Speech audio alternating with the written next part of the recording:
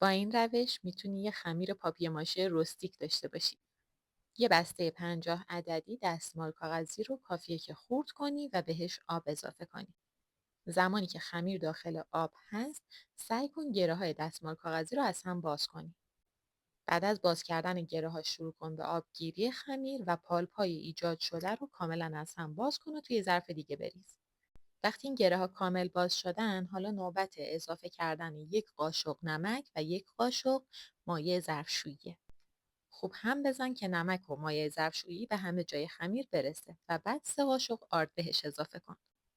چون آرد امکان کپک زدن زیادی داره، اضافه کردن نمک میتونه مانع کپک زدنش بشه. بعد میتونی 5 الی 6 قاشق بهش چسب چوب اضافه کنی و کاملا هم بزنی. تو این مرحله بهش یه قاشق روغن اضافه کن که خمیر نرمتر و لطیفتری داشته باشی.